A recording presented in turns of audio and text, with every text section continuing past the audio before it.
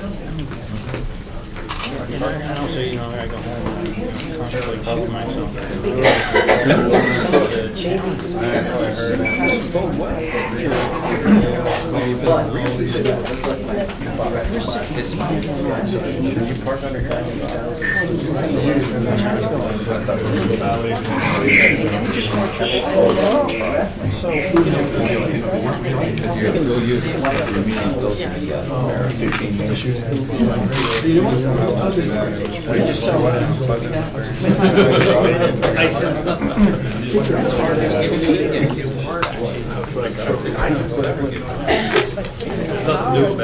I did land when I had a spot on earlier, but honestly.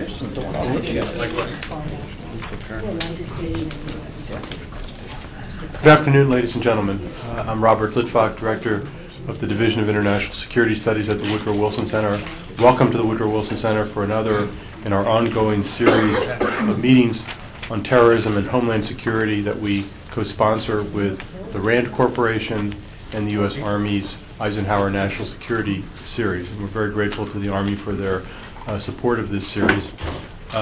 Please mark your calendars and you can stand by for the invitation, but on April 18th, Kim Cragen, a researcher at the RAND Corporation, will speak in this series on Hamas. That's April 18th, noon to 1:30, and then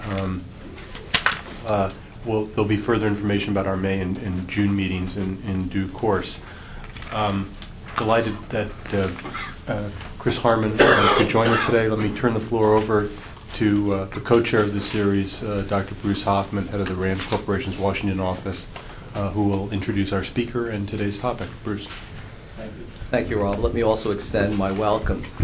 Well, we're especially pleased today to welcome Dr. Christopher Harmon, who holds the Kim T. Adamson Chair of Insurgency and Terrorism at the United States Marine Corps University in Quantico. Chris is another in a series of speakers that we've been very fortunate to have this year who really needs no introduction to people in the field. He's been teaching at the Marine Corps University now since 1993. Prior to that, he taught for 4 years at the U.S. Naval War College. Prior to that, he served on the Hill as an advisor to foreign policy advisor to the House Armed Services Committee. His book, Terrorism Today, is one of the seminal works in the field, and he himself is one of the long-established specialists in this area. We first met actually at a conference in 1984 on terrorism at the American Political Science Association, when I can assure you there were very few panels on terrorism, and Chris had taken the lead in organizing that one and has stayed in the field since. So he brings an enormous continuity and an enormous depth of knowledge to the subject. And the topic that he'll address today is one that we haven't heard about and fits in perfectly with the series, and that's the absolutely vital question of how terrorist groups end. So Chris, thank you very much. Thank you, Bruce, and thank you, Rob. It's a pleasure to be here and to see some very familiar faces, and I look forward to meeting a few more before the end of the day. In the early 1980s, a small band of doctrinaire white racists called the Order worked their way up and down the west coast of the U.S., California, Colorado, Washington, Idaho. They killed, firebombed, stole, made counterfeit currency. Their biggest headlines came from killing a talk show radio host and from a very large bank robbery of a Brinks armored car.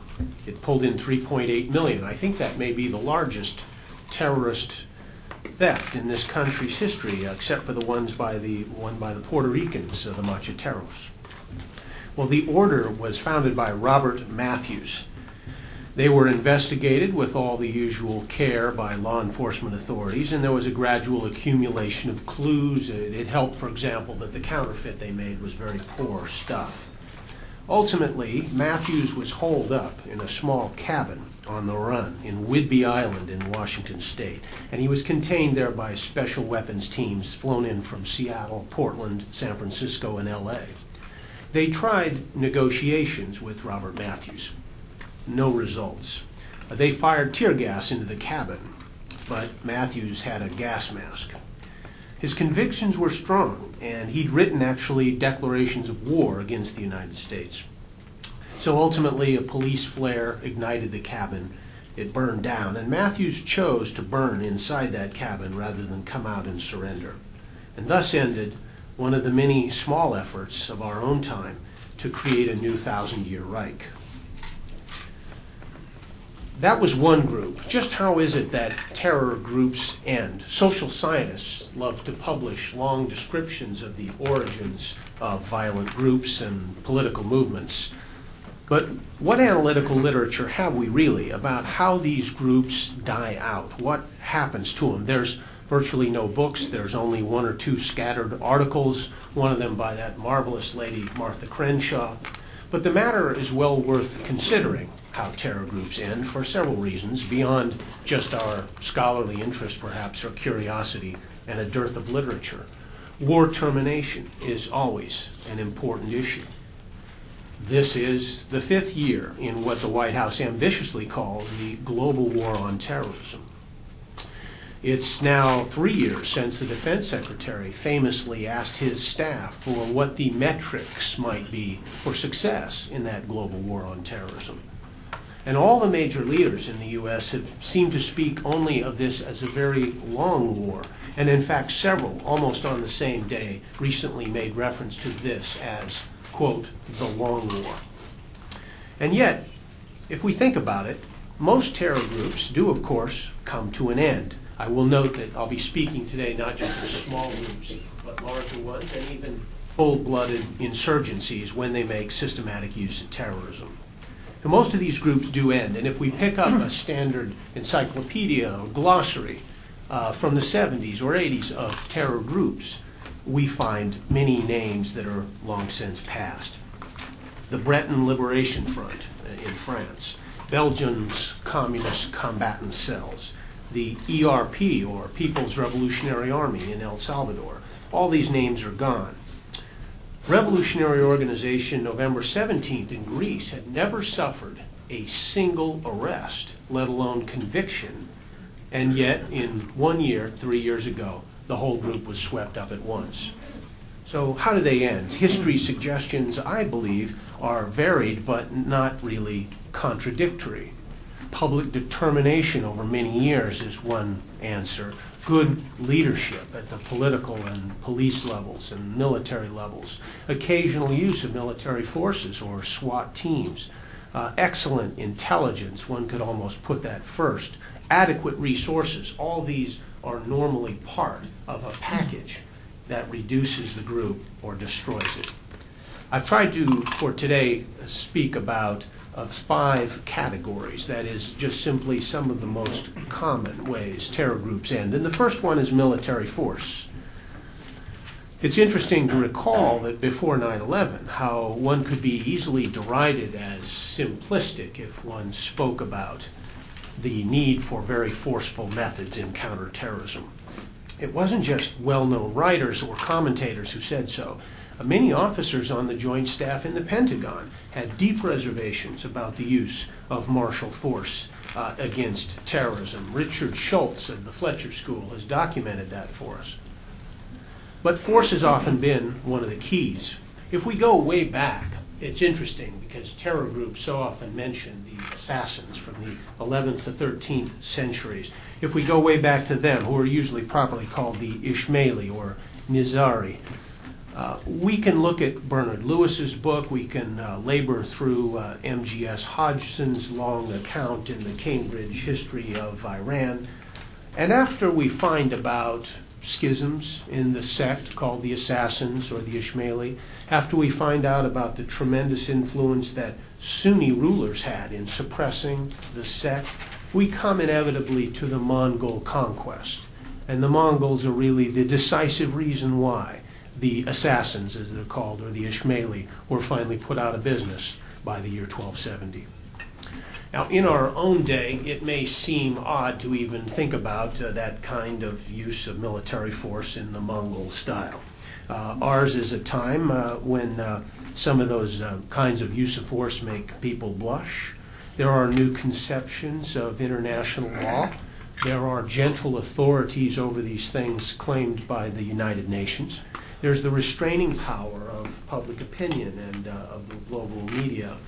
But it's still true, even now, that harsh military offensives sometimes occur and sometimes are the way these groups die. Remember the Khmer Rouge. They were at once revolutionaries, insurgents, and terrorists. And they crowned their serious business by actually becoming rulers of Cambodia, briefly. It's useful to recall that it wasn't public disgust or a bad opinion internationally that pushed them out. It wasn't their genocide. It was, in fact, another communist government, Vietnam, which several years later destroyed the Khmer Rouge state.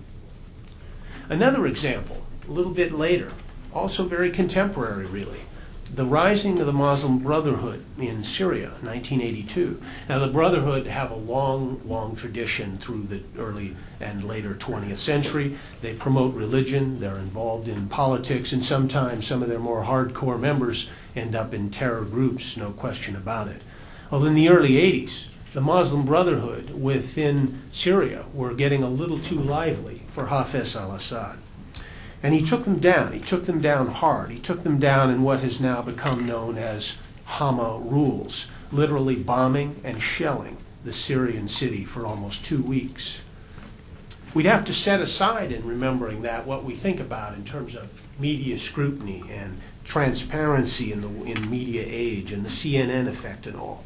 Because as near as I can tell, Hafez al-Assad paid really no international price for that extraordinary act which killed 10,000 of his own countrymen.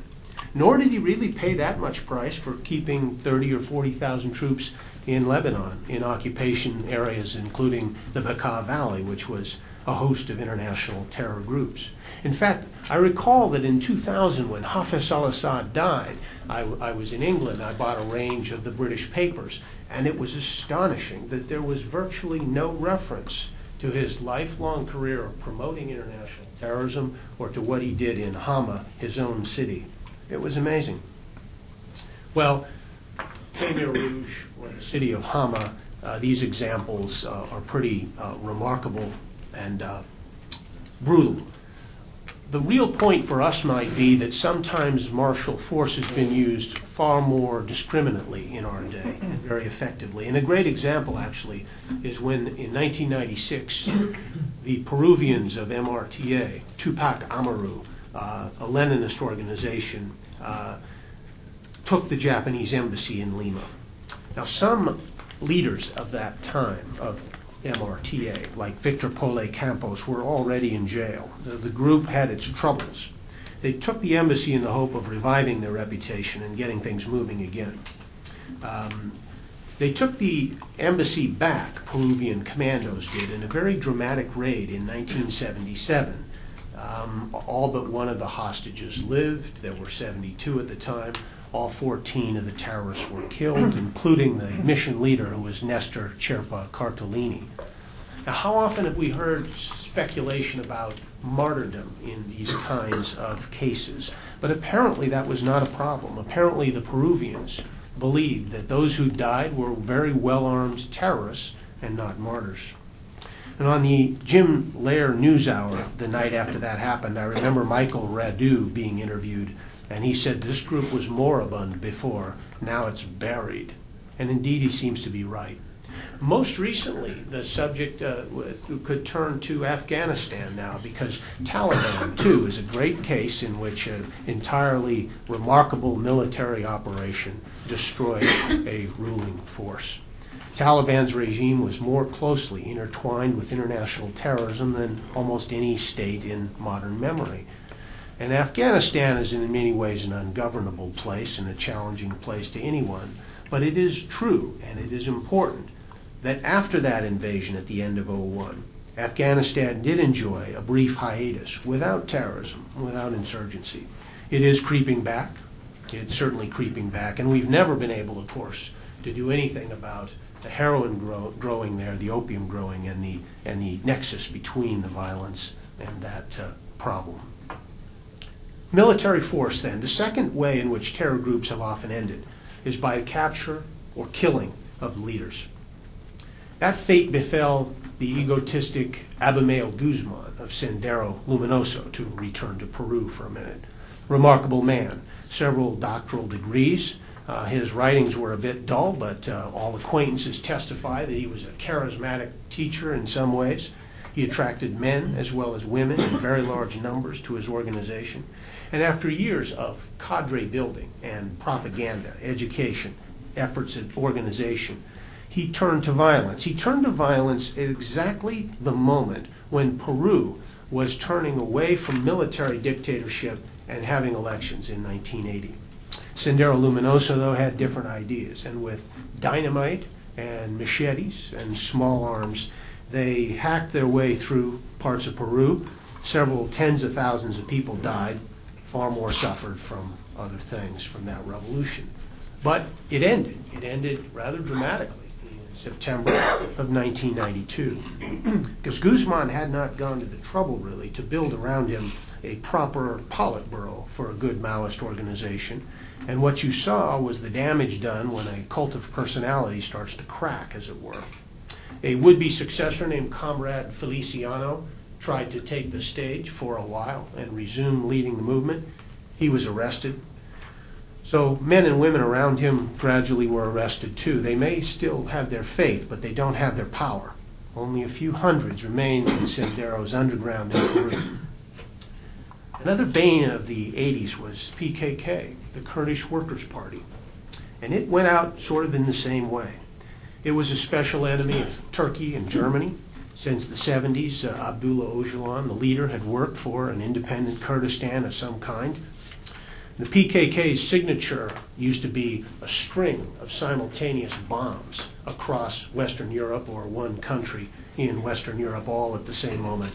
They practiced extortion and drug trading. They built themselves a fairly large following in many different countries. But they passed from the scene. There's now a new organization called Qaeda. There's a successor to that called Congregel. These have emerged, but they don't really have the PKK's punch. And the simple question is what happened, and the simple answer is the arrest of Abdullah Öcalan.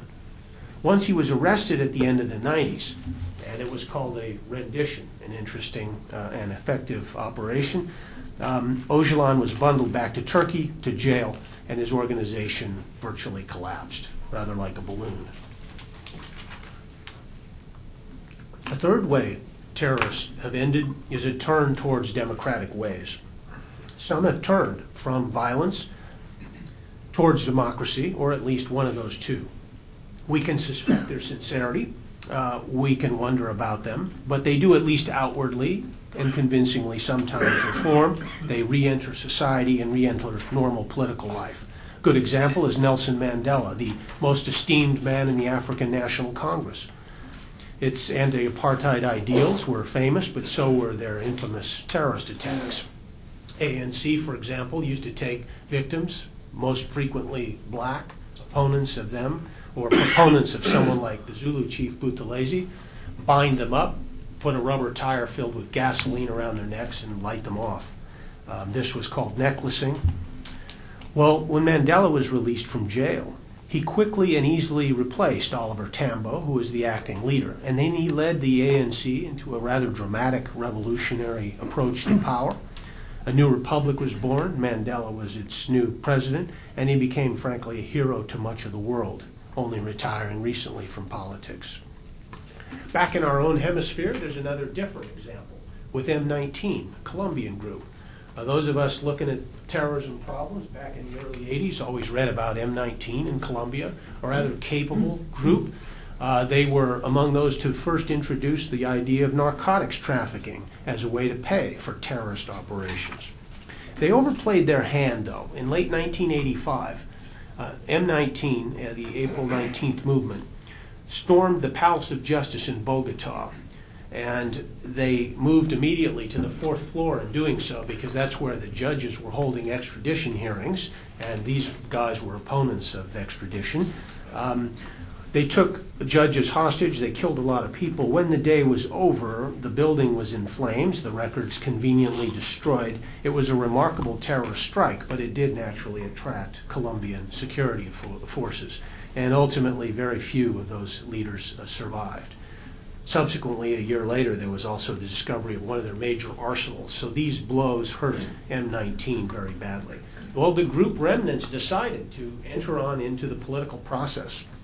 They laid down their guns, which is in Colombia a very dangerous thing to do if you've been in a life of violence. It did cost some of them their lives. They were assassinated, but some others ran politically, took office, and folded into political life in Colombia. Something like this has been happening in El Salvador in recent years with some of the Salvadoran guerrillas from the old FMLN front. A great example in Europe is Joschka Fischer, longtime foreign minister. It was quite interesting that during his tenure he had to face a scandal in which photographs emerged showing him on a street in Frankfurt on Main in 1973 on April 7th in a street brawl. And beside him, kicking policemen and such, was Hans Joachim Klein, who was no less than a terrorist associate of Carlos the Jackal. And moreover, Joschka Fischer could not suggest that these photographs had been duped up on a computer or anything, because they came from the personal archive of the daughter of Ulrike Meinhof. So although a generation had passed, his past came back to haunt him. And on the other hand, Joschka Fischer's experience in that time was not held up against him in any sort of serious way during his tenure as foreign minister. And no one really questions his work on behalf of German democracy. We have a few, like Billy Ayers from the Weathermen, who could be put into the similar category of Mr. Fischer. There are plenty of Americans in that line, too. A fourth way in which terror groups have wound out or finished up is in being defeated by good grand strategy. This has happened many times in the past World War II, in the post-World War II era. Sober government leadership, use of all major aspects of national power, from the political through the military, the economic, informational. They're deployed with some direction by government, good focus, and a lot of public support. And this has frequently defeated insurgencies or terror groups. One of my favorite examples is unquestionably the Filipino Ramon Magsaysay. If we can go to a rural insurgency for a moment. He was Secretary of Defense. He later became president of the Philippines. He had a remarkable personal background, engagement as a guerrilla during World War II himself. He had credentials as a working man, having gone from the war into a modest living, working in a bus company. He had particular political abilities which are remarkable even in the past, even as we study him well in the past. And he wanted to lead the Filipinos and beat the insurgency, which was run by the Huk Balahaps, guerrillas themselves from the war, and among those who freely used terrorism in insurgency.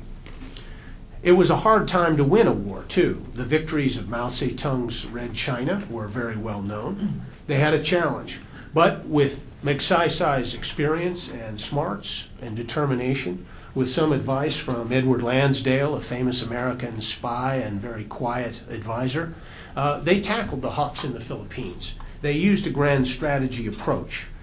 They purged, for one thing, corrupt army officers and totally changed the image of the armed services among the people. Citizens had felt like prey, and now they felt protected.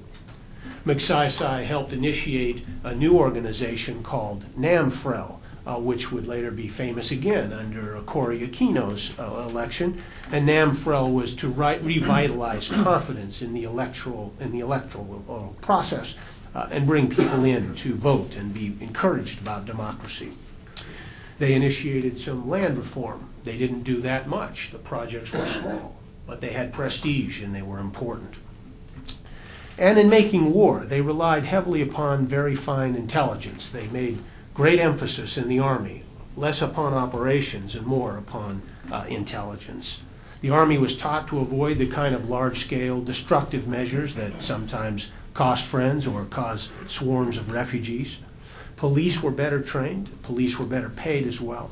They, too, emphasized intelligence. They mapped out the whole Huk organization, and then together, in policing and Army operations, managed to bring it under wraps. Louis Turuk, the leader of the Huck Rebellion, surrendered in 1954, and so Ramon Magsaysay could enjoy his success at that, at least for a few more years. He was later killed in a plane crash. Well, that's a large rural movement in Asia. Can we turn for a moment in the same rubric, though, to a small urban sect, Germany's Red Army faction? An amazing story, actually. They had strong leaders. The RAF had Andreas Baader, who was a very bold man and a good leader in some ways. They had very smart leaders, experts at propaganda and planning and thinking, Gudrun Ensslin and Ulrike Meinhof. Beginning of the 60s, this group sort of robbed and shot its way across Germany. Very few of 60 million West Germans really thought that this was the future of Germany. But the self-proclaimed vanguard carried out its acts, got an immense amount of press and some support. They got enough support to be able to get some political help from the left, or always get a place to stay or a borrowed car. Popular support didn't really deepen. They were arrested gradually, one by one. And then comrades from Andreas Baader's outfit sprung him from jail, and the RAF got a second shot, and that wave really didn't break until 1977. How did that break? It's very interesting to recall that there was an obscure police official named Horst Herold involved in some of this intelligence work that the Republic undertook. Notable, he saw one day in the government in Bonn a room which was basically filled with a huge computer, and it was churning away and producing records for civil service, absenteeism, pay records, things like that. And Horst Herold said, considering the present crisis with RAF, why can't a capability like this be used to track the individuals involved? So he began, commonplace now, he began data mining by the ton. He went after their bank accounts. He tried to figure out what kinds of cars they preferred, what kinds of places they would normally rent apartments, how they paid for their things. And all this careful police work led up to the doorsteps of the RAF people, and many of them were arrested. That was impressive. It also did something we would find completely familiar.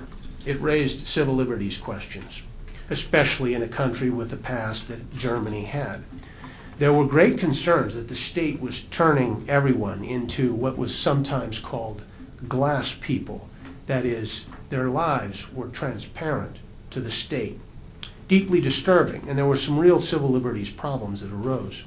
And the police were concerned that their reputation would be ruined. And so eventually, with some success, after the success against RAF, this little unit was pushed out of existence. People tracked down Horst Herold later after 9/11, when computer profiling and all were so common, to find out where he was. He was still living on a German army base at the time. They'd given him a house on a base for his own protection at the time of the campaign, and he never had the money to be able to move off the base. And so he still lives in this disheveled house, I'm told, in a base in Germany. Well, it wasn't just policing, though. It was a matter of force as well. You'll recall, everyone's seeing the movie now about Munich and wondering why the Germans weren't ready for what happened with Black September. You'll recall that after Munich, they formed the Border Defense Group, the GSG-9, a formidable unit. And they had their first trial of fire in October 1977. A Lufthansa jet had been hijacked and flown to Mogadishu. Their GSG-9 surrounded the jet and took it down. They saved the right people, they shot the right people, and it was over very quickly. The tactical success in Mogadishu had a strategic effect back home. It was very dramatic. There were several of the Baader-Meinhof leaders in their cells in Staunheim who took their own lives when they received the news of that, because that operation was designed to spring them from jail. Instead, it confirmed their incarcerations. And Ulrike Meinhof by then had already taken her own life. And so that group expired really very quickly in 1977. They didn't do so formally. You have to wait all the way till 1982 when they published one of the oddest documents in terrorism. It was a kind of confession of impotence, an inability to connect with the German people. And they published this in 92 and formally disbanded RAF at that time. The fifth and last way I'll talk about that terror groups end is that some do succeed. I want to emphasize that because sometimes they win. We're in a war with them now. It kind of reminds us of the seriousness of it all. Sometimes terrorists succeed by getting outsized power or influence associated with their movement. Less often, but sometimes too, terrorists have succeeded by simply taking state power. One blanches at what the Khmer Rouge did once they got state power, but certainly terrorism was one of the ways they succeeded. An even better example is probably the Algerian FLN. They organized, they struck first in November of 1954. Their weapons were mostly propaganda, political activity, and insurgency against French security forces. Soon enough, they moved into plastique bombings that made them infamous. And gradually, they moved into victory, and they won in 1962. They then placed themselves in a remarkable situation because they were able to be in power for decades after that. They were a success story in terrorism, and other movements worldwide studied them for that reason.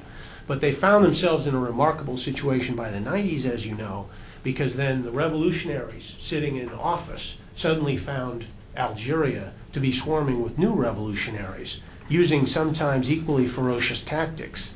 And FLN then had to go against them in a long war of the 90s, which cost over 100,000 lives. We might think, as we move towards a close here of these prepared remarks, that some of the groups are interesting but don't necessarily suit our problem today. What should we think about that? What should we think about the notion that our problem today is a large international, very loose force, which moves with semi-autonomous groups or independent cells or various loose councils, and not a sort of old hierarchy like the FLN ran in Algeria. And I think history has something to suggest for us in this respect as well, that in fact doctrines which support terrorism on an international basis have also been defeated, not just back to the Ismaili, but several right in our own time, within a century or so of where we are today. Two examples of that come to mind. One is Soviet Bolshevism. It's certainly hierarchical in plenty in the beginning, but by the time of our lives, in the 60s and 70s and 80s, what influence there was in a much more loose form.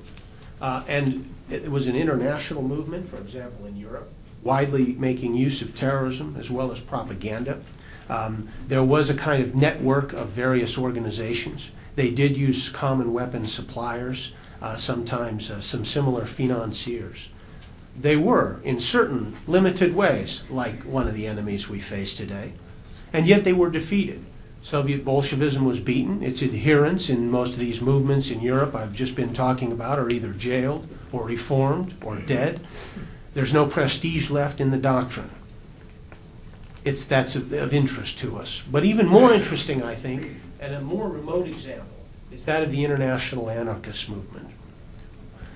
I was excited last summer to see The Economist do an article on this, a typical economist, very long, serious addressing of the issue of the anarchist movement and whether it had anything to teach for us. It was an innovative piece, but I did find they emphasized a bit more the aging and expiry of people in the movement. I would emphasize something else, the role of government, because I think the international anarchists are suppressed in the end, especially by government's refusal to buckle. Despite a lot of deaths, there were some 6 heads of state killed in the decades prior to World War I by these guys. There were hundreds of other people killed or wounded in international anarchist attacks. The perpetrators moved freely across boundaries. A country had no meaning to an anarchist, obviously. Country boundaries were irrelevant. You could be as useful to the movement from Italy or from the Ukraine or from the United States, and we had ours here too. But governments didn't back down. Eventually, governments prevailed. They used the simplest kinds of things like regulations and regulatory apparatus. They stopped them at the borders, denied them visas. They arrested them when they were in the country. They hounded them when they could and closed their newspapers. They jailed or deported many of the famous ones, Enrico Malatesta, Emma Goldman, so many others. And ultimately, these kinds of combined pressures worked. and they wore out the anarchists. New leaders didn't step forward, and the movement gradually died out. It died in Russia in a way that most democracies can't really use as an example for case studies for our own behavior. But it died in Russia in very dramatic ways. In the oldest days, it was put under pressure by the Tsar's governments with police powers. And if we read, for example, Peter Kropotkin or one of the other authors of the time, we find their memoirs filled with references to mass arrests of students or people with the wrong books or dissidents or suspects. They used very rough police powers. If we turn to the Soviet Union's phase, it's an equally interesting story, because the moment the Bolsheviks took power, they had considered this problem and thought about it, and they moved very quickly. I'm going to leave you with some words from Churchill's World Crisis about this incident in 1917 and 1918. He says, as the Bolsheviks considered the anarchists, those nearest in opinion to the Bolsheviks were marked for destruction. The doctrinal left flank had been turned, and every gradation of public opinion known to men crumbled up almost simultaneously. One sect alone made a momentary stand. The anarchists, strong in the traditions of Bakunin, conceived themselves inapproachable in extremism. If the Bolsheviks would turn the world upside down, they would turn it inside out. If the Bolsheviks abolished right and wrong, they would abolish right and left. They therefore spoke with confidence and held their heads high. But their case had been carefully studied in advance by the new authorities. No time was wasted in argument. Both in Petrograd and in Moscow, they were bombed in their headquarters and hunted down and shot with the utmost expedition. And since one can never do better than Churchill, I'll stop there. Thank you very much. Excellent historical overview with a number of different, very compelling examples. Questions? Yes, sir. Please state your name and affiliation, if you could. Marwan Crady, fellow at the Wilson Center. A quick question about the dual track, the violence and political action, IRA, Hezbollah, Hamas. Any comments about whether this could lead to a kind of a progressive weakening that will be the end of the violence side of these movements? Yes, that's a very good question. And there's only about one book about the relationship between political parties and terrorism. Frank Cass published it back about '92, I think. There's a subsequent article in 2000 in Terrorism and Political Violence, the journal, by John Finn. I mention those because they're very important in a small field of literature about the relationship between political parties and violent groups. We do have plenty to look at, don't we, before Hamas. And the IRA is a fine example. They, from the beginning, assumed a two-track approach, the Armalite and the ballot box, and they pushed one or the other at times as they felt appropriate. And Jerry Adams has been, I think, rather masterful about this. The disputes within the IRA must still be very interesting, but for the moment he seems to be able to call the shots. He clearly was an IRA gunman himself at one time, and he knows both sides of the fence, but he's a master at politics. The terrorist groups in these cases look for the legitimacy they can get from sitting at the table with the government, and that is a great danger to the government. And they, by participating as equals, are able to have some considerable political effects, I think. On the other hand, governments find themselves embarrassed by the notion that they absolutely shut out all prospect of negotiations. We've seen this tension already in Iraq, where quiet little items in the newspapers advise us that perhaps certain commanders have been talking to perhaps certain insurgents. They get into a problem. The State Department abridges by saying our policy is that we won't make concessions to terrorists. The quiet wording in the subtext is we may from time to time talk to them, but we won't make concessions, and those two things are different. It is difficult to assess exactly why the IRA is weak at this moment. There are there was great hope in the peace process, especially 94 and 98. There was a sense, I think especially, that the new conception of a parliament in Ulster would really be, instead of just a sort of table around which loose views were exchanged, a fundamentally new thing, a constitutional structure which could actually show a way forward. And that was very promising.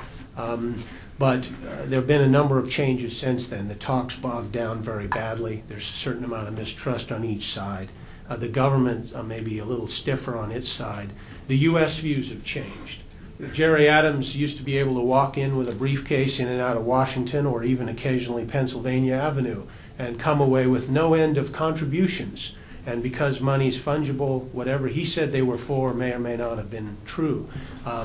Politicians in Washington used to go routinely to Sinn Féin dinners and be photographed and making speeches and so forth. None of these things are as easy as they once were. Moreover, the IRA's opinion's been damaged at home by the recent killings and some punishment beatings and a view that maybe they're not participating credibly in the peace process. A last factor is the so-called decommissioning. I have no special knowledge on the subject, but I remain deeply prejudiced against the notion that the IRA has decommissioned all or even most of its weapons. If you study who's on the teams and how these teams have moved about, and you think about the IRA and its history, I think you would be naive to imagine that they've truly decommissioned all their weapons or put them beyond reach.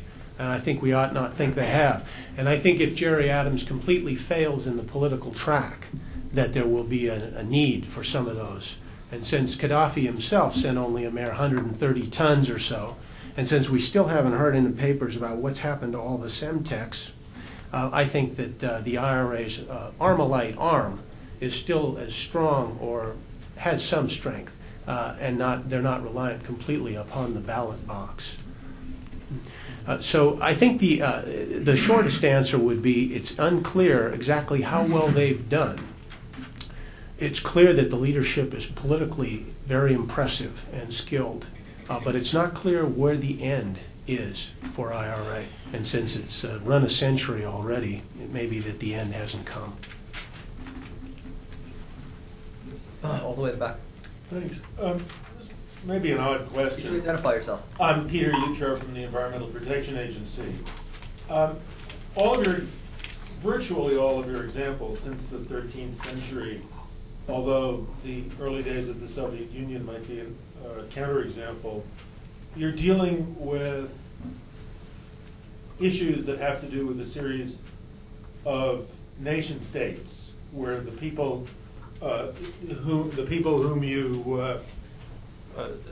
whose terrorist movements you discussed, or the terrorist organizations you discussed, were fighting individual nation states.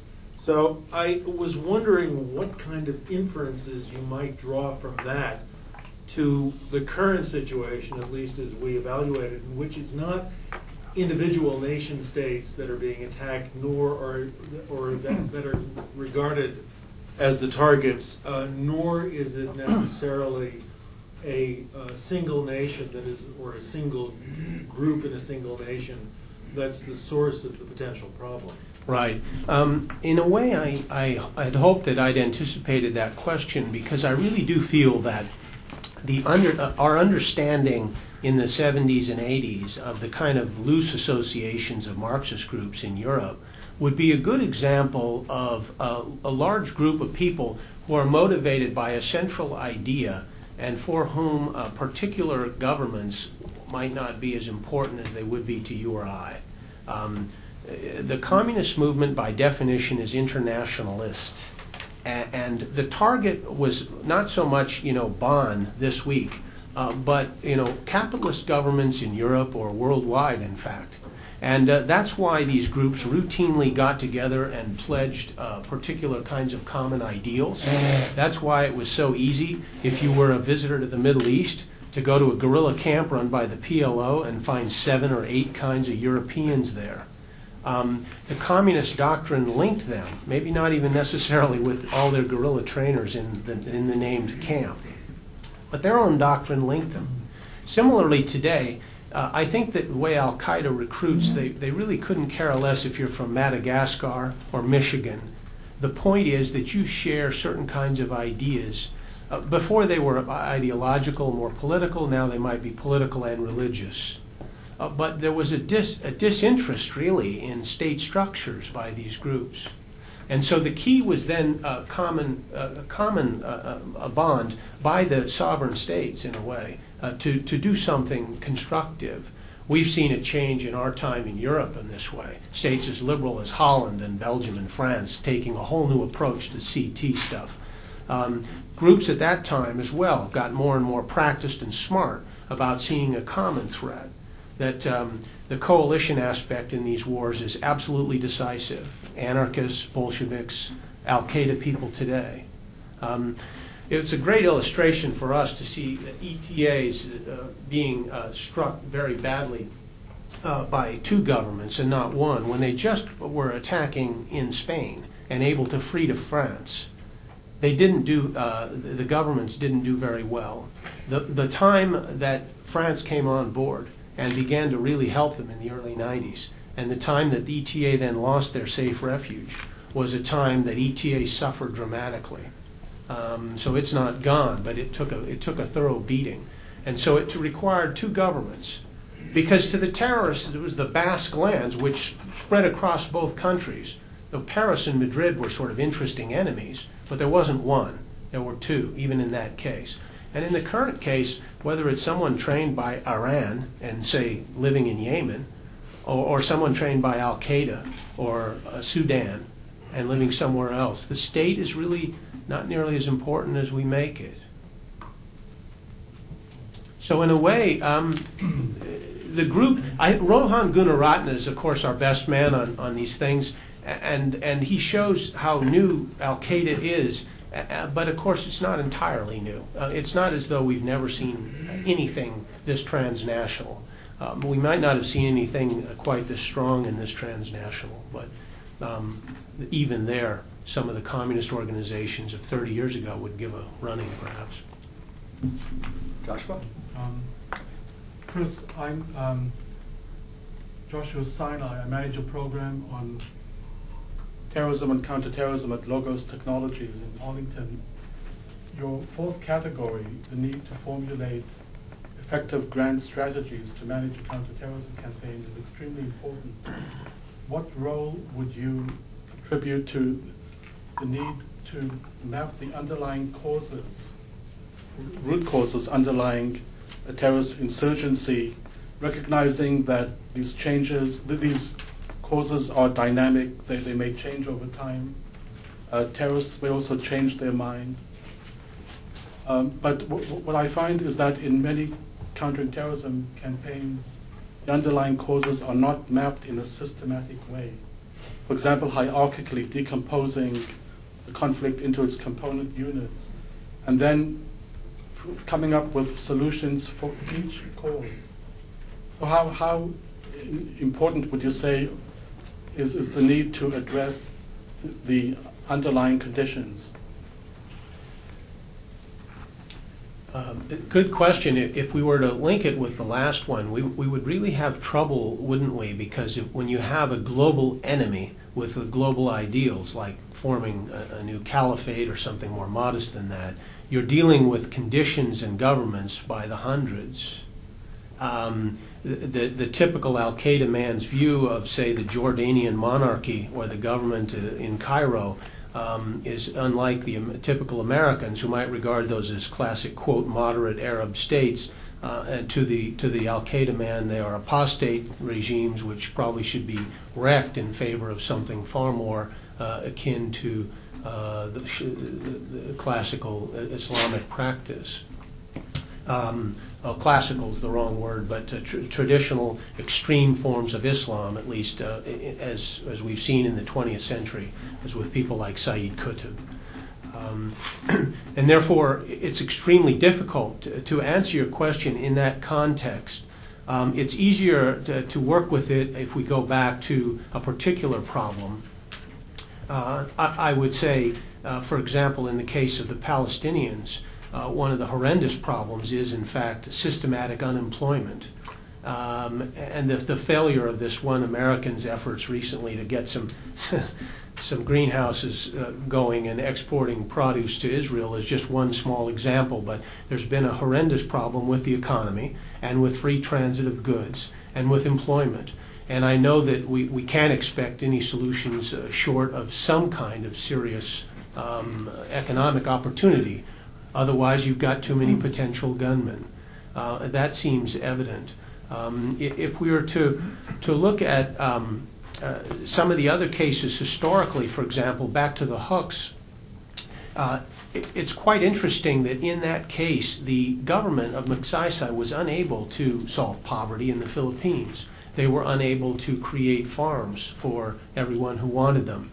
The decisive thing in that case was not eliminating all what we might call root causes, but in fact doing enough in that direction to undermine the movement. They satisfied themselves with one large island especially, which EDCOR, so-called, ran. And this new development project actually gave farms to remarkably few guerrillas. The difference was that they undercut the guerrillas' main slogan, which was land for the landless. And by providing them land, were able to have a huge effect in the movement. They found that leaflets advertising EDCOR were so threatening to the Hook regime that you could be given the death sentence for even possessing one. They found that defectors who'd left the Hooks and got one of these farms were immensely powerful propagandists, and they were able to use them as speakers in other towns and villages in the Philippines, talk about the new government under Magsaysay, talk about the signs of progress. So in a way, the land reform was confined to one small area. You can't pretend that they really addressed all the issues the Hucks were worried about. And yet, that was one case in which it had a profound moral effect. I would say, in addition, the most important thing for the Filipinos was that they were serious about becoming Democrats. They did. And it was a hard process, and they were optimistic in periods when, like under Magsaysay or Aquino, democracy seemed to be working. And it was the revival and success of democracy which really badly damaged the NPA, to jump to a different Filipino group. That the decisive thing is not that a bunch of the NPA died in battle, because no majority of them ever did. There's still a lot of them wandering around out there now. The decisive thing was that a democratic Republican government provided an alternative to all they'd been, and that Marcos was removed. And then that movement largely went political and silent. It's extraordinary how quiet they became. So there's a case in which probably the most important underlying condition really was addressed. And the earlier case in the late 40s and 50s is one in which some of the conditions were addressed and the group was successfully attacked. Yes, in the back there. Larry Wood, Headquarters DA. Just to look at your proposition from the converse, what's probably the most enduring terrorist organization today? And why has it not succumbed to one of your 5 factors?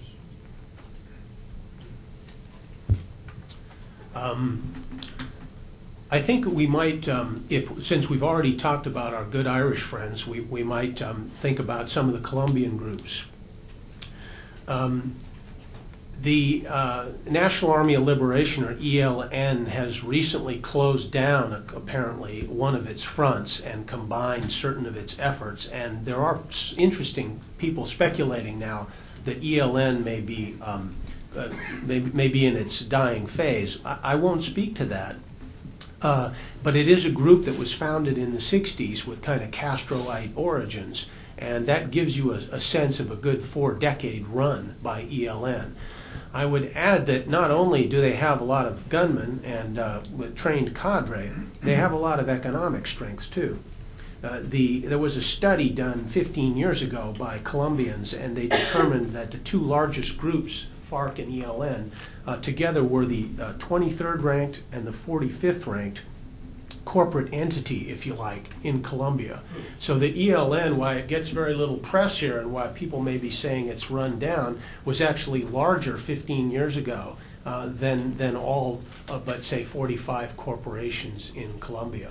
FARC, founded in the same period, is another example of a very long-running group. Unlike M19, they've never been beaten in a decisive way, and they've never had such a collapse of morale that they've quit. Plenty of experts, and I know you know some, predict or speculate that perhaps they're almost a kind of shoddy organized crime unit more than they are a serious political alternative.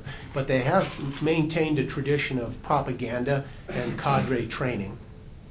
They do offer a sort of limited alternative government in their own liberated zones. They even got from President Pastrana at one point a country the size of Switzerland in which to practice governing. I doubt very much that they're facing any sort of moral crisis. Moreover, Janes reports, and this is utterly shocking because I remember the days when the New York Times denied that FARC even made money on narcotics. And that was in about 84, 85. FARC now makes, according to Janes, something like $600 million on narcotics alone each year. That's in addition to their cattle rustling, their extortion, their robberies from mines, their gifts from friendly people, and so forth. FARC is now an enormous economic entity. Why are they still existing? I think we come back to the alternative of government. We could say that since most Colombians don't live in the areas FARC controls, that the country can stumble along indefinitely on this basis. But we could say that the organization has enjoyed 4 decades of independence, which is somewhat shocking. Each governor tries to deal with this in a new way, and the current regime is better than quite a few in its past, and I think has constricted the zones of operations of the major guerrilla units. And I do think the key will be that the survival and success of democracy in Colombia in this case, because thus far FARC has had a pretty free run of it. Yes. Robert Gard, an unfair question, if I may. Based on your study of how we end these various groups, could you give us some of your ideas on what sort of strategy we might employ to try to do something about the people inspired by Al-Qaeda? Yes. I think to carry the theme we've been on, that good government and good political leadership are the first thing we should think of. I think the present White House has done a pretty darn good job with the war. I understand and take seriously the critiques of people like Jeff Record about whether we've successfully bounded the global war on terror, but I think the limits have been adequately drawn. I think the definition of the war took a stumble initially. It's hard to go anywhere and not have someone remind you that once the White House used a term about crusade and why that was impolitic. But I think by and large the reassurances to Muslims worldwide about the war on a particular group of militants has been reasonable. I don't think the administration has been nearly strong enough in its speeches on the rank immorality of terrorism. I think this reflects a couple of different problems, and one central one, which is difficult for all of us, is the question of defining and using the term well enough to carry an audience with us. That always gets messy.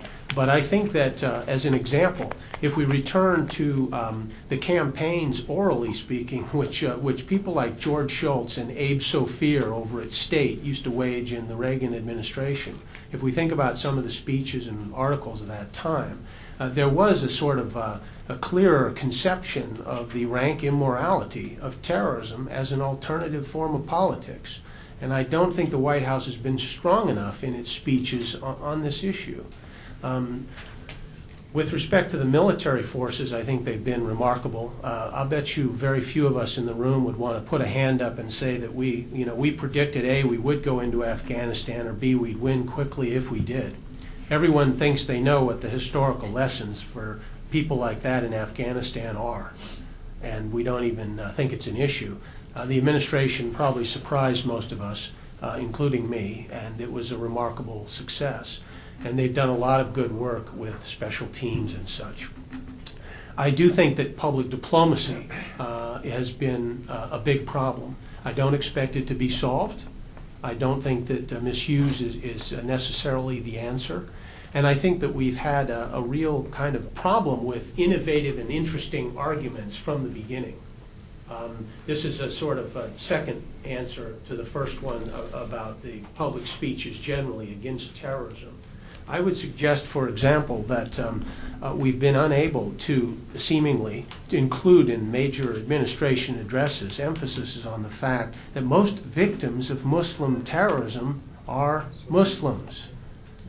I was delighted when the new national security strategy gave that at least one line. Now, most people in the world and most Americans won't read it, but it's true. And I think we should be tracking those kinds of incident statistics, and they're significant. I think it's significant that several major credible world groups have issued fatwas against terrorism, or at least against the way it's been used in the world. The Spanish clerics did this after Madrid. Some American groups, some British groups have done this. When you have a really decisive document that condemns this kind of political activity, I think it's very worthwhile publicizing it. And the simple truth is that our media doesn't seem to show immense amount of interest in that. So those are examples of things where I think we've been behind the curve. We are smart, I think, to stand up the new television station in Springfield and do more broadcasting. I do believe in radio broadcasting into Iran and television broadcasting of the kinds we're doing. And I hope that those who used to be with USIA are now folded within state are getting a lot of support, because I do think that's incredibly important also. And there are some signs of progress. But I must say that in the 5th year of war, when you talk about public diplomacy issues, I think we all feel that we've lost a lot of time.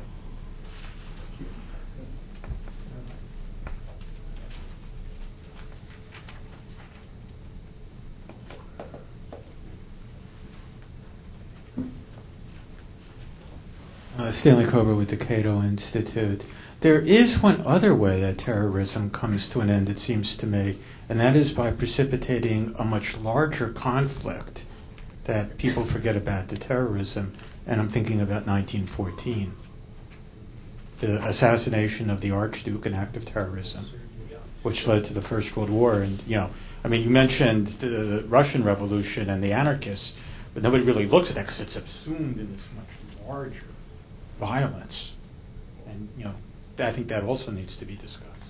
Well, it could well be, and that case is fascinating, because it seems that not all doubts about the origins of the plot and those involved have been clarified. It does appear that the Black Hand organization had some support from Serbia, and I've seen it suggested it may have had some from Russia, but I can't speak to that. There were about a half dozen people involved in the plot. It was one of the most striking accidents of history. You probably know, but maybe not everyone does. The Archduke's carriage in Sarajevo was actually attacked once, and the attack failed. And the Archduke's coach went on to a city hall where they complained about the lack of security in Sarajevo. And then later returned to touring the city and gave the half dozen guys who'd done it another opportunity. And this time a man with a pistol didn't fail, and he shot the Archduke and his wife. There is a larger question, I'm sure you know, lies behind yours, which is whether that was simply one proximate cause of World War I, or whether it was a deeper cause. I think there are quite a few causes for the war, but it was no question about it being a spark that set off the powder keg. There are some other cases where terrorism doesn't start a war and doesn't have any good effect at all. A classic one that came to mind as you're speaking is the OAS at the end of Algeria, where sort of right-wingers who wanted Algeria to be kept within France went on this almost insane campaign, first against Algerians, then French. They said were selling them out. And the lethality levels were staggering. that might have led to a war, but Charles de Gaulle was a pretty sober, serious man. He continued to detach Algeria from France and avoided the chances to go to war, and in a way that now appears to us as a kind of a nihilist binge. But it is quite conceivable to see it go other ways too. Yes. There is my name is Stephen Shore. There is another paradoxical lesson about the assassination of the Archduke. By some accounts, that Austria-Hungary had set the chain of events in motion by actually annexing Bosnia-Herzegovina. But by some accounts, the Archduke was quite liberal and wanted to reverse that policy and grant greater autonomy. And knowing that he was essentially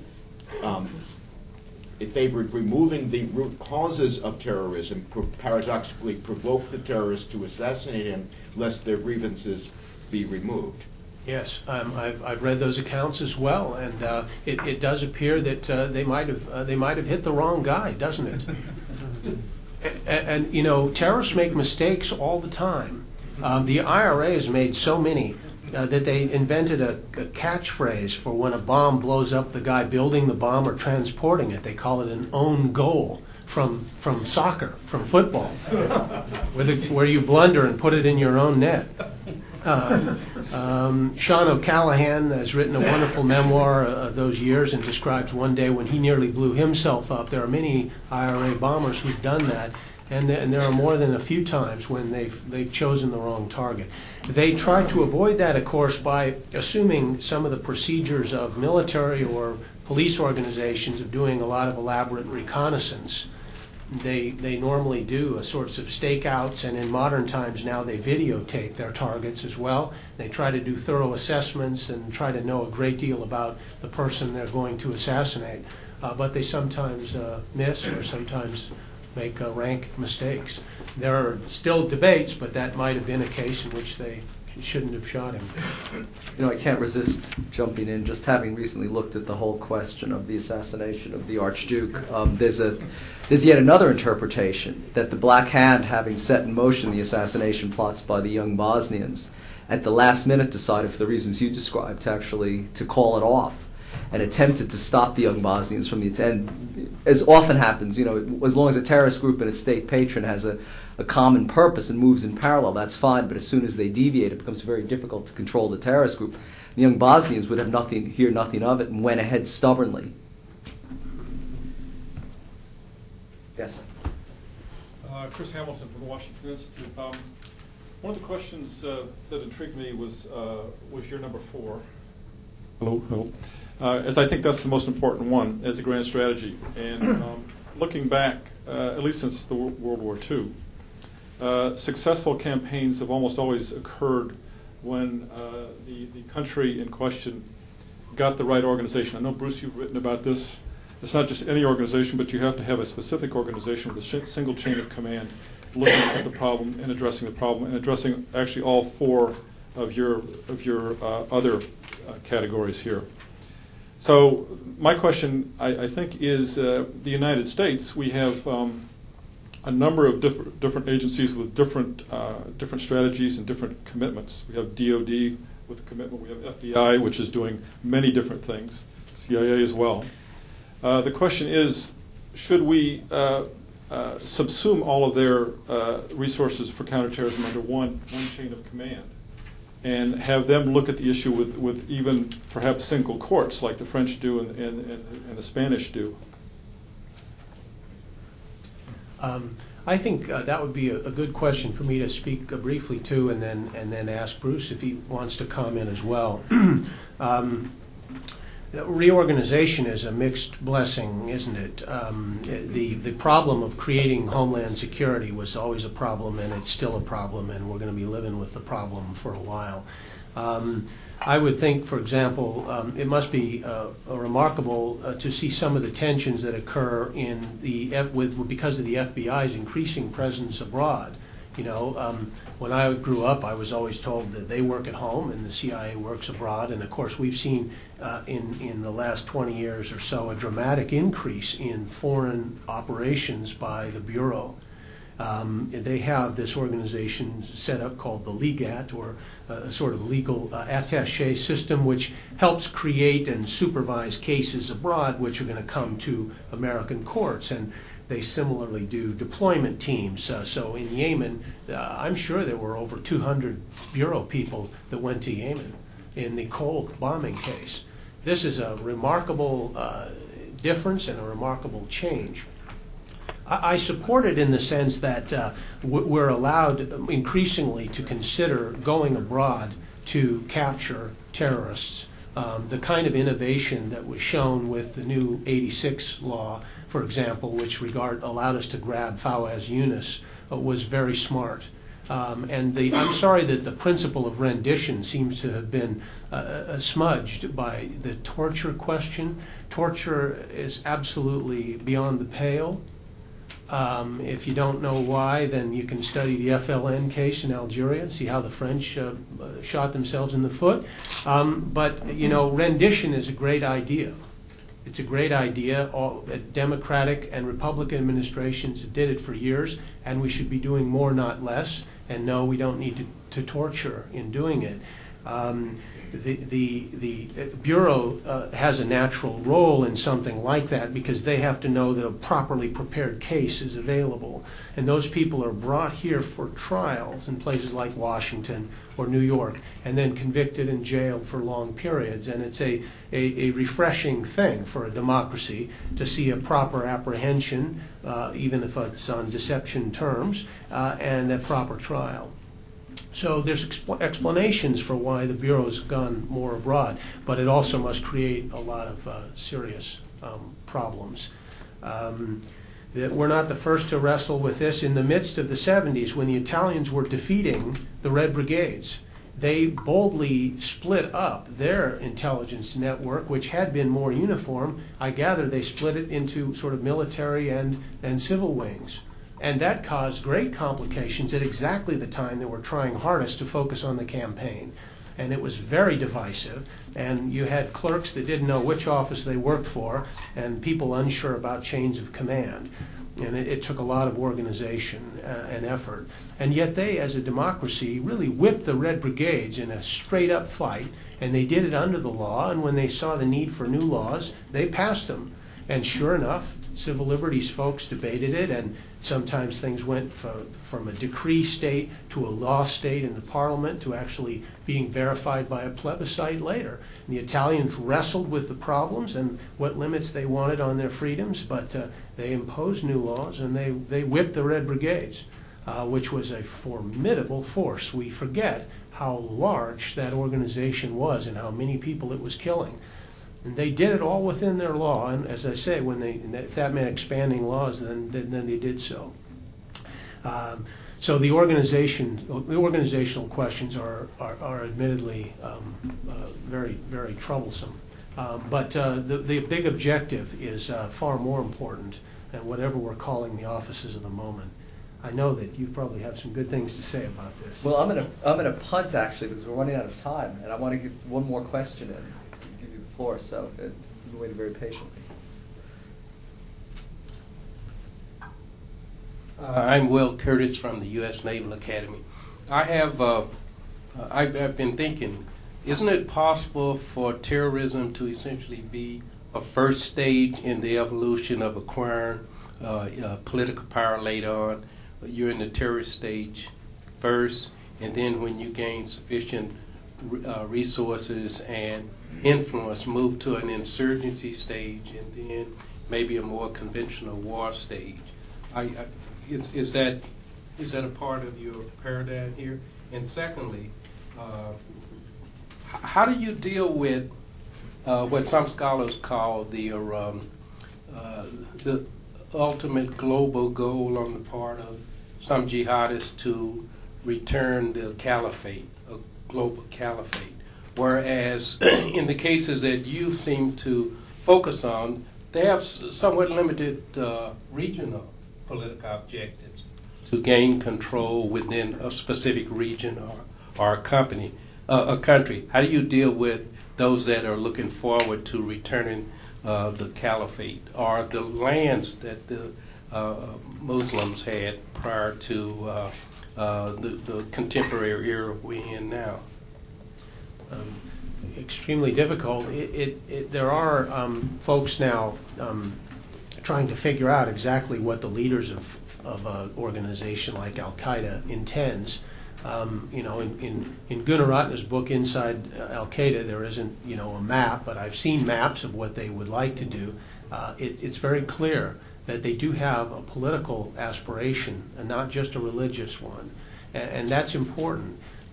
We so much in this country grow up talking about separation of church and state, and I think it's useful to always remember that for someone of an extreme form of Muslim thought, that division would probably be inhumane and foolish. And why would you rob politics of the guidance of religion would be the question.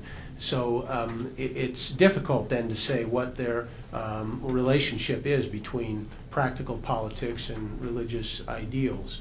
I do think they intend, if they can, to form a caliphate. I do think there's an important intermediate stage where they're trying to destroy governments which are apostate governments or too secular. Look at Hamas, what an interesting evolution. They begin by declaring a charter which almost no one reads, but it's actually extremely long and articulate and very well worth reading, published in about 1988.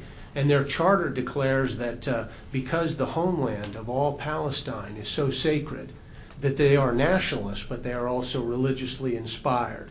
Therefore, people like Yasser Arafat, who are willing to cut a peace deal, are absolutely the worst sort of solution. And no deal like that must ever be tolerated. The charter is very clear on this. Mr. Arafat similarly understood this. They're both supposedly radicals in Palestine for, say, an American citizen's point of view. Mr. Arafat's organization locked up, hundreds of these people from Hamas and PIJ and other organizations. Arafat didn't want a small statelet, but he was at least willing to start there as a settlement. Hamas has had such large ideals that they couldn't.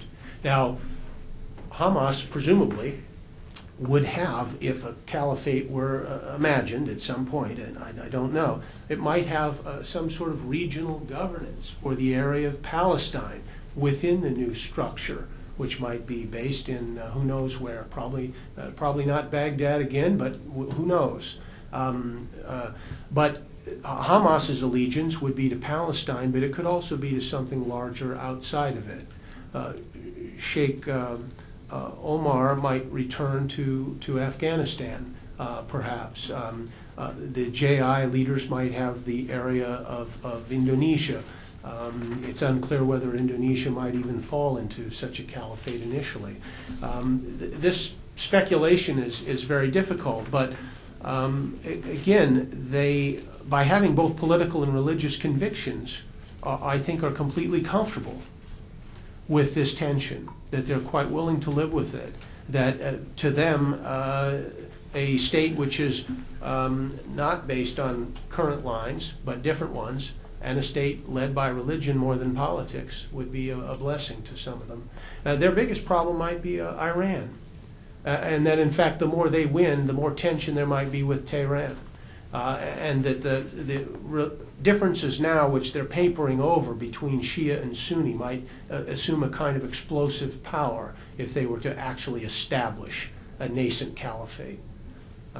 And I hope that for our own counterterrorist purposes, those kinds of divisions which lie within the radical militant Islam movement can be exploited. Thank you very much, Chris.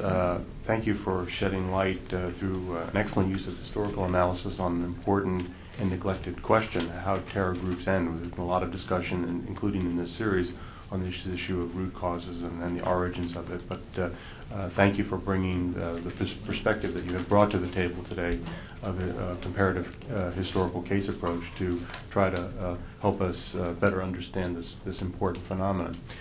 Please join me now in thanking our speaker for an excellent presentation.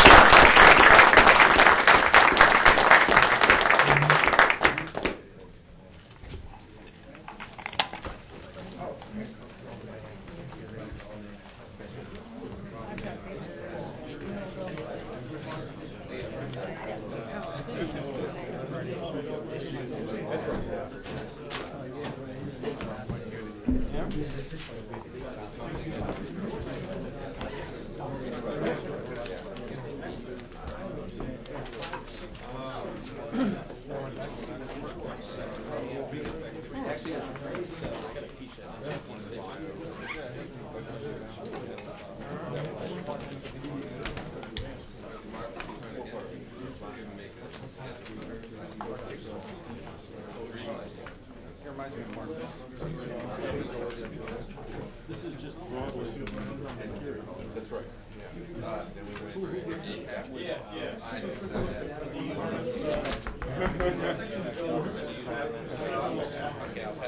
Late in the day, running late in the day, 3 to 6. I think it's actually a little 7 to 8. And I know that's easy. At night, so I didn't my class was 6. So I think it's actually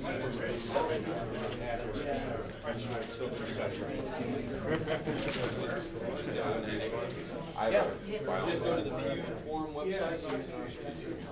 Since you got military ID,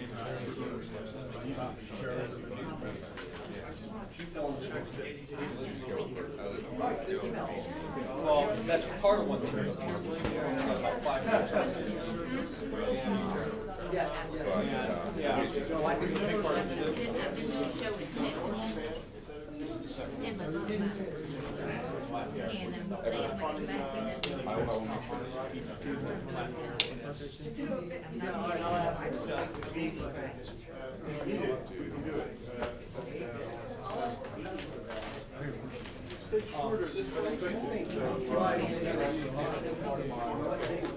But we had a lot of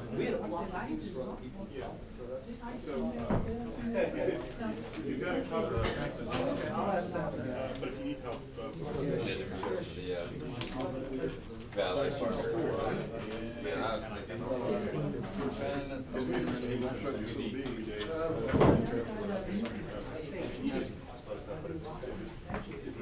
Actually, like that, we teach it back. I have two.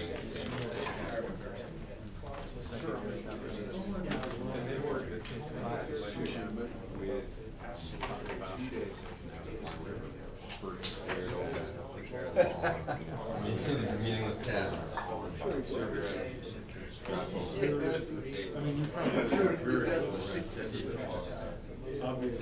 If you got all of them, then you have to deal with the second set. I'll see you there.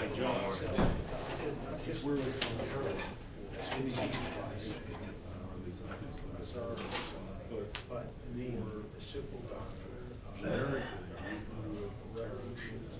Oh, absolutely. You work with your state. Absolutely.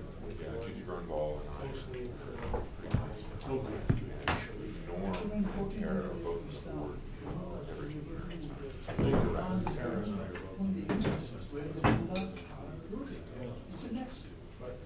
But it's they think I think in a way, they have confidence about them, which suggests to me that they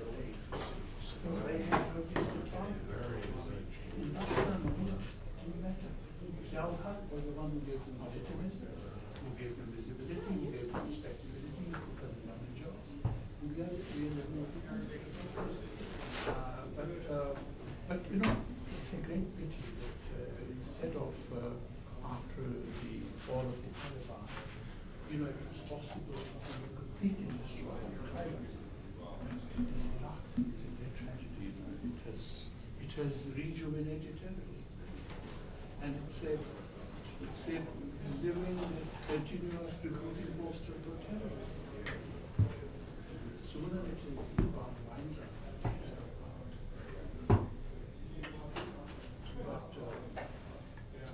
but also this whole idea of the Karen Hughes things, it's not surrounded. Absolutely, it's not. You know what they're doing? They're literally abolishing classification.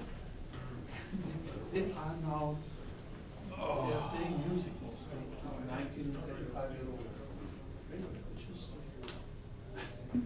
which is some strange idea. There's a kind of lack of confidence in the government about the message went to school together at some point. And he was like the junior actor. Which, the problem with that is that it doesn't dictate anyone's politics. It's quite possible to enjoy pop music and still have very highly politics. Also, it must be realized that Islamic And so Rockefeller asked him what he wanted to do for a follow-up. He said he wanted to go to Rand. So he went to Rand for 2 years. And he was there, he worked on developing his third master's degree. Really, really liked it. Yeah, that's right. So in Canada's book, they don't match. In whose book? In Canada's book, yeah. they're all focused on get the, and this They madrasa. actually do. They just sit around and think. Madrasas are all Do stuff like this. They talk And about it. I think that the whole thing is to be attributed to Totally the wasn't. There was a whole madrasa. wing that was military officers that were coming in. But no, you do think, don't you, that the doctrine is real? Which, well, I don't know that we should say which one. He went to. I mean, what I would, but there's enough variance within that. But there's still something there. There were lots of different schools within communism, but there was still potency in the So I doctrine. was really glad to see it. They brought. And I would suggest that the variance or the naivete Trying to operationalize all this stuff.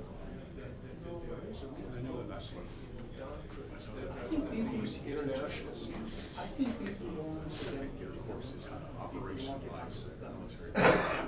Which were probably very They spend all year writing off these papers on them, and they write There's no problem. operational level doctrines based on military theory. Most of the first, Oh, no, it's Tries to put into practice all this. it's not most people, but they're the ones shooting the guns. I keep on reading that one of these days some Islamists are going to take over Pakistan with bombs and lob them. I mean, this is really Pretty far-fetched. It'd be easier to be more confident if Iran had not only, if Iran's experiment had failed. But because of Iraq, Iran has been rejuvenated. Well, So the sole beneficiary of the Iraq invasion is Iran. I used to tell my students that if we went into Iraq, that we would have, it would be, yes, that it would be to the advantage of Iran. And I think that's true. Well, you are a prophet in your own time. Huh? But I don't think, I do think that the Iran problem is central. Iran is proof to people like Hamas and Al Qaeda that we can do this, we can win, no matter what the odds against us. But what is going to be done to Hamas? I don't know. They have won an election. They'll change. I think so. You know, Fidel Castro once said that the biggest enemy of a radical movement is when it gets into power. Because then it knows that it can't do it. So it has to be, it's very humdrum. The business government is very humdrum. I hope you, if I need to speak to this gentleman. Sure. But Very nice but talking to but I you. do want to just underscore that everything I was trying to explain was my understanding from reading what they've written, not what Roosevelt was saying about the Calvinists. That you have to do with financial. Looking at businesses or just from a financial point of view, trying to write their Doomsday business scenario. or trying to ascertain. It is in the character, in the language, and you know, Islam shall conquer. I mean, nobody takes it pretty seriously. Believe me. I'm sorry to cut you off. When I mean, we're delighted to meet you. And there will be quite a few questions I wanted to ask. But it's about the Ismaili. Yes. You should look at the history. You're talking about a period of 5 centuries started and finished. And it changed. Later on, it changed to a stability of the North Africa. And the thing with the new Ismaili religion, and another one in South Africa and Winchester, you have all come. the thing happens. I mean, you know, that didn't end up to anything. Well, but wait, before you go on, I mean, the key period I focused on was in the area of Milan, and the key periods I focused on was the end of the 11th century to 1257, 1270. Yeah. And that is the period that Hodge, since Church, oh my gosh. sets out in Cambridge history. Yeah, I mean, he calls it the Ishmaeli state. Ishmaeli state, yeah, it is terrorism. Hassan Sabbah came from the Seljuk and tried to kill Sabbah. The thing is easier putting your, you know, the dagger is easier to work next to it. Is I know all the story. You know the story, and I thought that after that he went out there and he developed the system, which that system later on became the political system in the western side. You know, in Lebanon, and also Egypt, and the Hebrew started. It was not destructive. You know, usually it was not that. At that time, Sabbah and his friend tried to. All he wanted to do is push him separate. The terrorism was not the end. No, the spread of the religion. The spread of religion. Yeah. You got that in any other thing. I mean, you know, the difference with these crazy people. Well, terrorism was a method, and for the spread of it, and they succeeded in Egypt for a while. How long is the Fatimid dynasty in Egypt? All the way to just